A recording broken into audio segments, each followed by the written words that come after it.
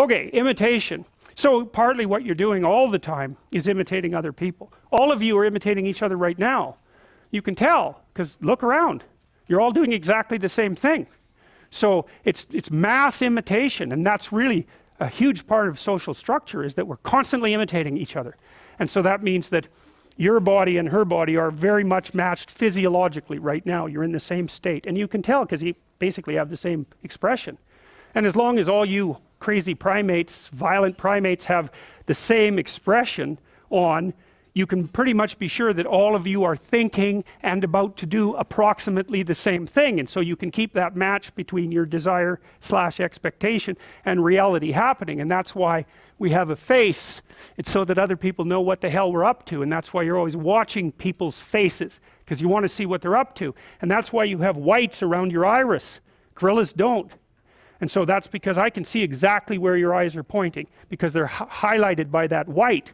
And I'm unbelievably good at detecting the precise direction of your gaze.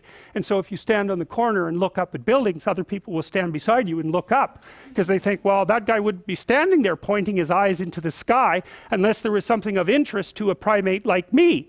And so this classic social psychology experiment, you'll get people gathered around trying to figure out what the hell it is that you're pointing your eyes at.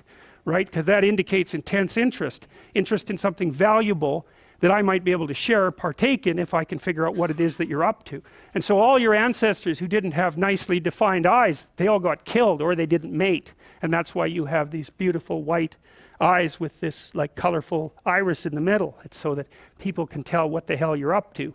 And they're more likely to cooperate with you, more likely to mate with you, and less likely to kill you, which is, you know, probably a good thing, all things considered. And so, you know, if you look at the same thing that someone else is looking at, you're imitating them. And one of the things that's interesting is that if you're looking at the same thing that someone else is looking at, and you inhabit the same value structure, then your emotional responses are going to be very much akin to one another. And you can tell that when you go to a movie and you watch the hero, and you embody the hero while you're doing so, and the emotions that you produce inside of you by imitating the hero on the screen enable you to figure out what the hero is going through, and you can learn from that. And so that's a very complex form of imitation, and we do that when we tell stories or we watch stories. And those stories are really complicated because, as we already outlined, they're not just factual representations of someone's action during a day. They're representations of the important things that the person did, the meaningful things.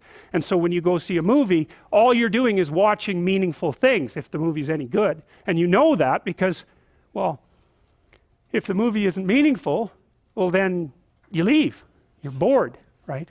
The fact that it's meaningful is what keeps you in the seat. And you don't necessarily know why. In fact, you often have no idea why it's meaningful.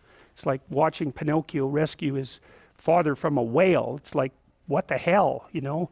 Why is that meaningful? Well, you don't know, but it is. So